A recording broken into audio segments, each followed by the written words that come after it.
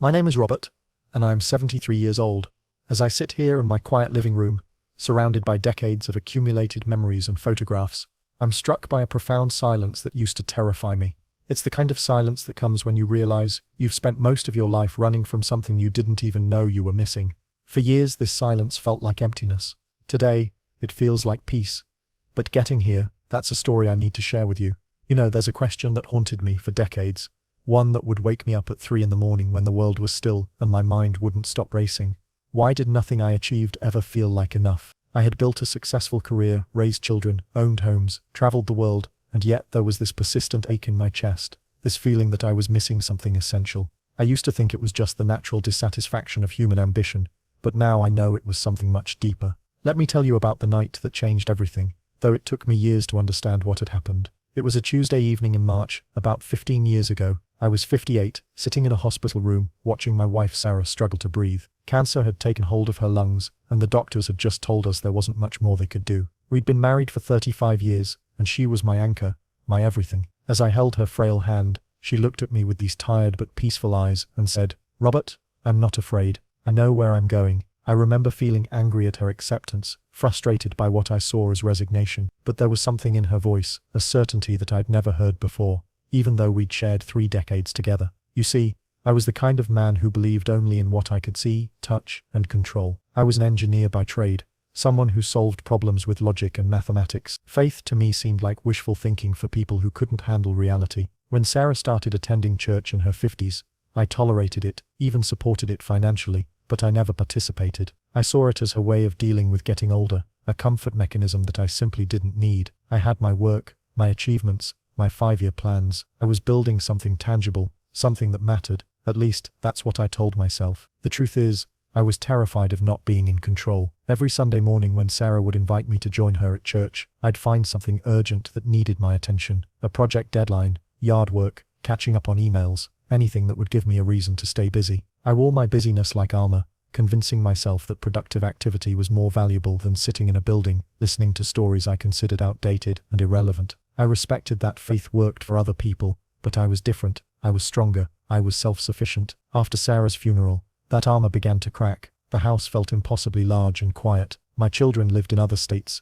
busy with their own lives, and suddenly all those projects and deadlines felt meaningless. I found myself sitting in her chair, the one by the window where she used to read her Bible in the mornings, and for the first time in my adult life, I felt completely lost. The silence wasn't just around me anymore, it was inside me, echoing in spaces I didn't even know existed. If you're watching this and finding value in what I'm sharing, would you mind taking a moment to like this video and subscribe to our channel? Your support helps us reach others who might need to hear these stories. Months passed in a haze of routine and grief. I'd wake up, make coffee for 1 instead of 2, sit in that chair, and try to understand what Sarah had found in those morning readings. Her Bible was still there on the side table, worn and filled with her handwritten notes in the margins. One particularly difficult morning, about 6 months after she passed, I picked it up, not out of faith, but out of desperation and curiosity. What had given her such peace in those final moments? I opened it randomly to a page in Psalms, and my eyes fell on verse 46:10. "Be still and know that I am God." Those words hit me like a physical force. For the first time in my life,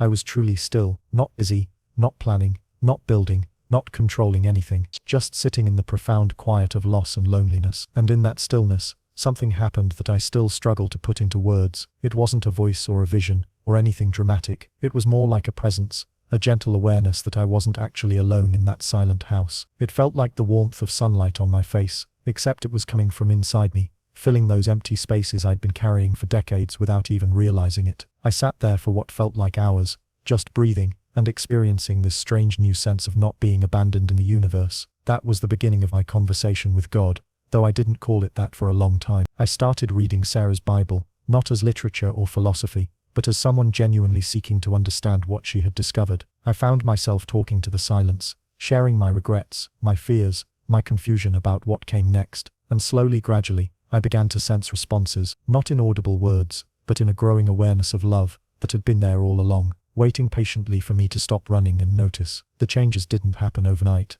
This isn't one of those dramatic conversion stories where everything suddenly becomes perfect. Instead, it was a slow transformation, like watching a garden grow day by day, until one morning you realize everything has bloomed. The first thing I noticed was that my anger began to soften. I'd carried so much resentment over the years, angry at colleagues who'd gotten promotions I thought I deserved, frustrated with my children for not calling more often, bitter about growing older and losing my physical strength. That rage had been like background noise in my mind for decades, and gradually, it began to quiet. I started attending Sarah's old church, sitting in the back row where I could observe without fully committing. The pastor was a kind man named David, who never pressured me to participate beyond my comfort level. He simply welcomed me and let me process things at my own pace. I remember the first time I stayed for coffee hour after the service, how awkward I felt trying to make conversation with people who seemed to have something I was still learning to recognize in myself. But there was this woman named Margaret, probably in her 80s, who had a way of making everyone feel seen and valued. She told me about losing her husband 10 years earlier, and how God had carried her through that darkness. She didn't preach at me or try to convince me of anything.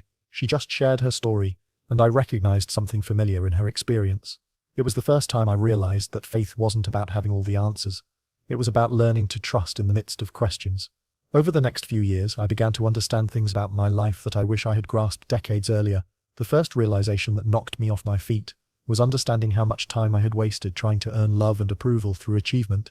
I'd spent 40 years climbing career ladders and accumulating possessions, thinking that success would eventually fill that emptiness inside me. But no amount of external validation could touch the part of my soul that was hungry for unconditional acceptance. God's love wasn't something I could earn or lose based on my performance. It simply was, and it had always been there, waiting for me to stop trying to prove myself worthy of receiving it. The second thing I understood too late was the incredible value of community and vulnerability. For most of my adult life, I'd prided myself on being self-reliant, never asking for help, never admitting weakness or uncertainty. I thought strength meant handling everything alone. But in that church, surrounded by people who shared their struggles and supported each other through difficult seasons, I realized that true strength comes from allowing others to see your authentic self and choosing to love and serve despite your imperfections. I had missed so many opportunities for genuine connection, because I was too afraid to let people see that I didn't have everything figured out. The third insight that still brings tears to my eyes was recognizing how much beauty I had overlooked while I was focused on achieving and controlling. God had been revealing himself to me every day through sunsets I barely glanced at because I was thinking about tomorrow's meetings, through my children's laughter that I half listened to because I was mentally reviewing my to-do list, through Sarah's gentle attempts to share her growing faith that I dismissed because I thought I knew better.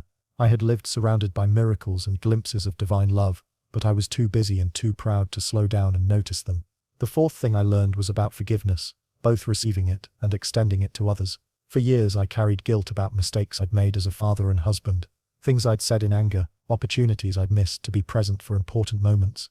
I also harbored deep resentments toward people who had hurt or disappointed me throughout my life. Learning about God's complete forgiveness of my failures and shortcomings opened something in my heart that allowed me to finally forgive others, and just as importantly, to forgive myself. The weight of carrying all that guilt and bitterness had been exhausting in ways I didn't fully understand until it was lifted. The fifth and perhaps most profound realization was about the nature of purpose and meaning. I'd spent my entire career believing that significance came from building things that would last, from leaving a tangible legacy through my work and accomplishments. But I came to understand that the most important things I could do were often the smallest acts of love and service. A phone call to check on a lonely neighbor, listening without judgment to someone sharing their struggles, offering encouragement to a young person facing challenges I had once navigated. These moments of genuine human connection and care were where God's presence felt most real and where my life took on deeper meaning than any professional achievement had ever provided. As I reflect on these years of discovery, I'm filled with both gratitude and regret. Gratitude for the incredible grace that found me even when I wasn't looking for it, and regret for all the time I spent running from the very thing my soul had been searching for all along. I think about the peace Sarah had in her final days, and I understand now that it came from a relationship with Jesus that she had been trying to share with me for years. She knew something I was too stubborn and scared to learn, that we were created for connection with our Creator, and until we find that relationship, we'll always feel like something essential is missing. If you're listening to this and recognizing something familiar in my story, I want you to know that it's never too late to discover this truth for yourself. Maybe you're like I was, successful but empty, strong but lonely, accomplished but still searching for something you can't quite name. Maybe you've experienced loss or disappointment that has left you questioning whether life has any real meaning or purpose. Maybe you've been so busy taking care of everyone and everything else that you've never taken time to consider your own spiritual needs. I'm not here to tell you what to believe or to convince you that my path is the only valid one. But I am here to share what I've discovered, that there is a love beyond anything we can earn or achieve, a peace that surpasses our ability to understand or control it, and a purpose that comes not from what we do but from whose we are. Jesus said that he came so that we might have life and have it abundantly.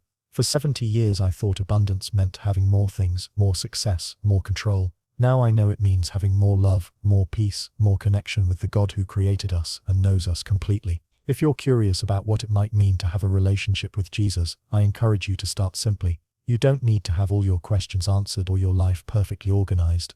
You just need to be willing to acknowledge that there might be more to existence than what you can see and control, and to ask God to reveal himself to you in ways you can understand. For me, it started with sitting in Sarah's chair and reading her Bible, but it might begin differently for you. The important thing isn't how you start, but that you're open to the possibility that you were created for more than just getting through each day. Prayer for me has become like having a conversation with the wisest, most loving friend imaginable, someone who knows all my failures and fears but loves me completely anyway.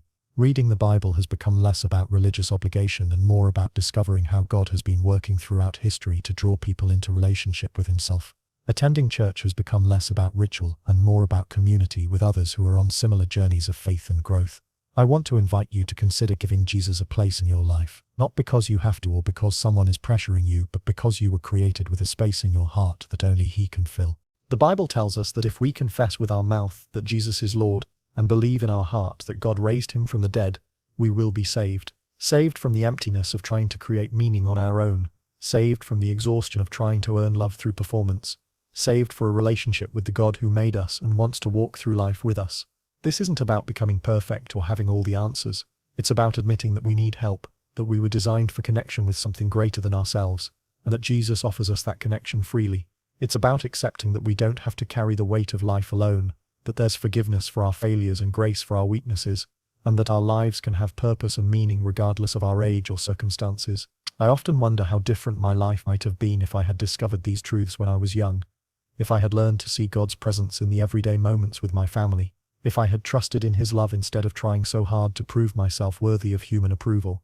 But I've also learned that regret can become a gift when it motivates us to make different choices going forward, and to share our hard-won wisdom with others who might benefit from our experience. At 73, I can honestly say that these last 15 years of walking with God have been the most peaceful, purposeful, and fulfilling of my entire life. Not because everything has been easy, but because I've learned to trust in something greater than my own understanding and strength. I've discovered that I am deeply loved, not for what I've accomplished, but simply for who I am. I've found a community of people who accept me with all my quirks and limitations, and I've experienced the joy of being used by God to encourage and support others who are facing their own struggles. If my story has resonated with something in your heart, I want to encourage you to take that feeling seriously. Maybe it's time to stop running from the questions that wake you up at night, and start exploring what it might mean to have a relationship with the God who created you. You don't have to figure everything out before you begin. You just have to be willing to take the first step and trust that you'll be guided along the way. Before you go, if this video has been helpful to you, would you consider liking it and subscribing to our channel? We share stories like these because we believe they can offer hope and encouragement to people who are searching for meaning and purpose in their lives. And please share this video with someone who might benefit from hearing that it's never too late to discover the love and peace that God offers. Your willingness to share these stories might be exactly what someone needs to hear today. Take a moment to comment below and let us know how this story has impacted you. Are you questioning something in your own life? Are you curious about faith but not sure where to start? Your story matters, and this community is here to support and encourage you wherever you are in your journey. Sometimes the most important conversations begin with someone simply having the courage to ask a question or share a doubt. Thank you for taking this time to listen to my story. I pray that if you're searching for something more in life, you'll find the courage to explore what it might mean to invite Jesus into your heart and discover the abundant life he promises. Remember, you are loved beyond measure, and it's never too late to come home to the God who has been waiting for you with open arms all along. God bless you. And I hope to see you in the next video, where we'll continue exploring these important questions about faith, meaning, and the journey towards spiritual peace. Until then, may you find moments of stillness where you can sense the presence of the God who loves you more than you can imagine.